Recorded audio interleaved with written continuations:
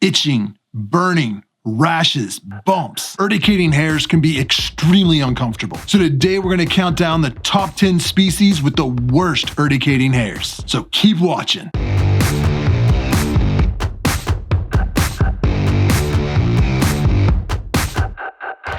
Welcome to the Tarantula Collective. My name is Richard, and if you enjoy videos about tarantulas, scorpions, and other invertebrates, make sure you're subscribed and hit that notification bell to turn on all notifications so you're alerted every time I upload new content. Now, most of us know that the majority of New World tarantulas, which means tarantulas from North, Central, and South America, all possess urticating setae that they use as a defense mechanism anytime they feel threatened or stressed. And when those hairs get in your skin, you definitely know about it. Now, there are 7 different types of urticating hairs, and if you want to learn a whole lot more about them, I'll link a video at the end of this one where you can take a deep dive into urticating hair. But for now, let's count down the top 10 species with the worst urticating setae.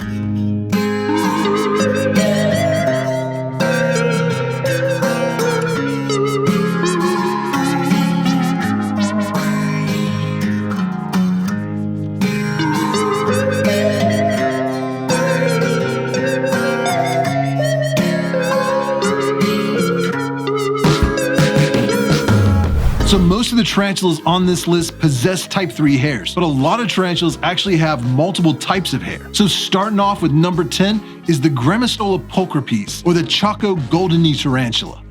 Now this species makes a great beginner tarantula and is typically pretty docile. Rarely has mine kicked hair at me, but it does have a tendency to kick them all around its enclosure, especially in the webbing around its burrow. So I have to be very careful anytime I'm rehousing this species or just cleaning up their enclosure, because those hairs will lay in wait in their webbing and burrow until I stick my hand down in there. And when those hairs get in between your fingers, the itching can drive you crazy.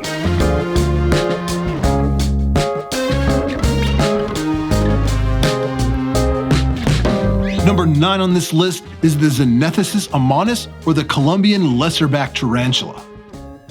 Now this species is very feisty and is known for bolting and even giving some threat poses. They have a great feeding response, but sometimes just dropping a cricket in their enclosure can cause them to kick up a cloud of urticating hairs. But this species is also notorious for kicking those hairs all around their enclosure. They can be a little nervous, so you gotta be careful anytime you're interacting with them. Now their hairs may not be as irritating as some other species on this list, but they seem more apt to kick those hairs, so you always gotta be mindful when interacting with this species.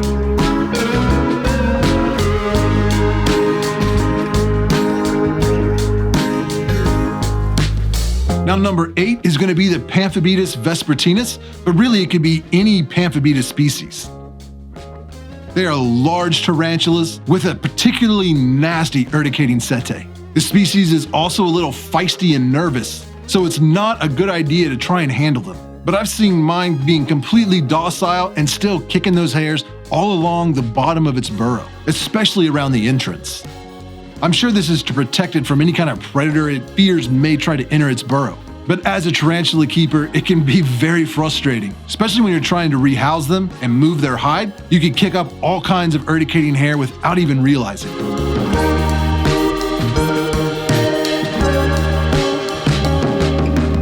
Number 7 is the Megaphoobema robustum, or the Colombian Redleg tarantula.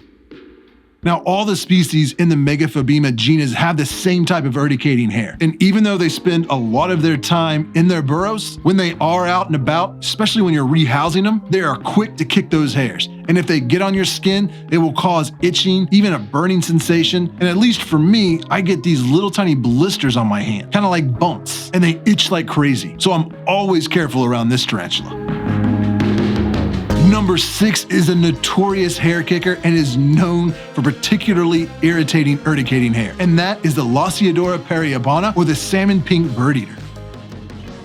Now this large New World tarantula has a great feeding response and is very popular in the hobby. They're inexpensive and widely available, not to mention extremely easy to care for. But one downside to this tarantula is their urticating hair, and they are not shy about kicking a cloud of that up in the air. But my worst experience with this tarantula was rehousing it from a juvenile to an adult enclosure. Like an idiot, I just dumped a lot of the old substrate into the new enclosure and unknowingly threw a whole bunch of hair up into the air. I had it all over my hands and arms, and even a little bit on my face. So when interacting with this species, definitely be careful and consider wearing some protection. Now, number 5 is one of my favorite species, and that's the Chromatopelma cyaneopubescens.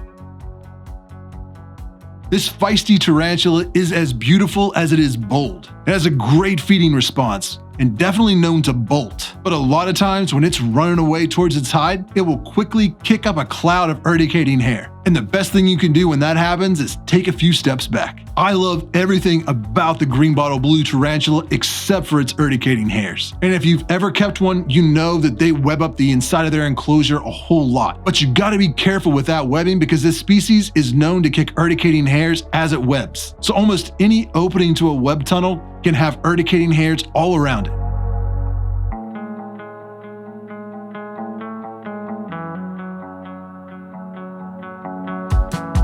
Now, number 4 is definitely a nasty one, and that is the Nhandu chromatus. Now, I don't know about your experience, but my Nhandus are quick to kick hairs. And not just when I'm interacting with them. Sometimes just tossing in a cricket or a roach can spook them enough that they'll kick a nice big cloud up in the air. And their hairs are no joke. They have a reputation of being some of the most irritating hairs out there.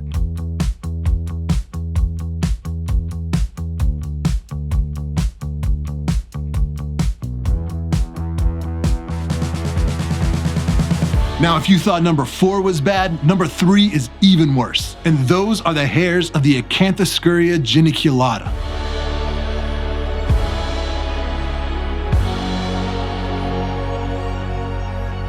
Now, I don't know if their hairs are actually worse than the Nhandus or if they're just more prone to kick them. But one of my first experiences with urticating hairs was from the A. geniculata, and it was actually a spiderling.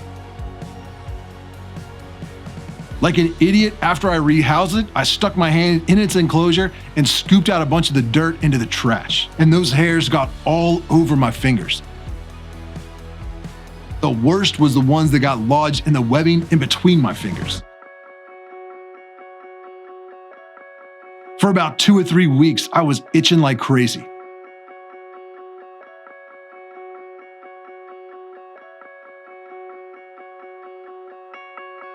Since then, I have been very careful anytime I'm interacting with that species, because I don't want to live through that again.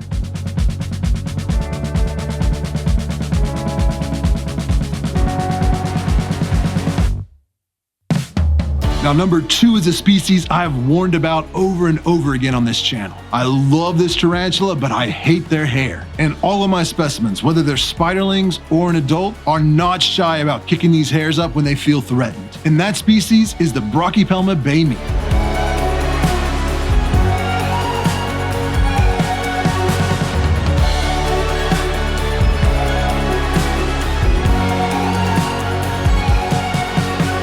Now, it's not just me. I've talked to a lot of other keepers that are very sensitive to this specific tarantula's hair. Maybe it's the combination of the different types of urticating hair, or again, maybe they're just more apt to kick them. But right now, my adult female has a bald spot on her abdomen where she's kicked so much of that hair off. And I don't handle her or anything like that. She's just kicking them off around her enclosure. So anytime I'm feeding, watering, or just taking photos of this species, I am extra careful. And I don't touch anything inside of its enclosure with my bare hands. I either use tongs or wear latex gloves. You get haired once by this species, you'll never want it to happen again.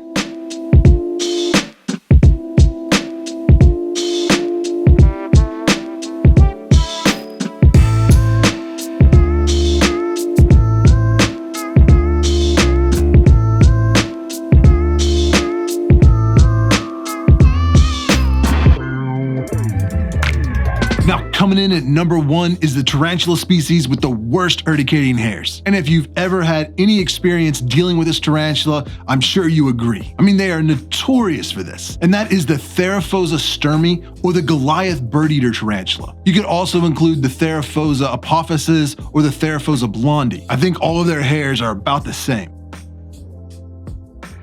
They are the largest species of tarantula out there. Now, I don't know if their urticating setae is larger or if it's just because they have a larger abdomen, they got a lot more hair on there. But coming into contact with a Theraphosa's urticating hair is an experience you won't soon forget.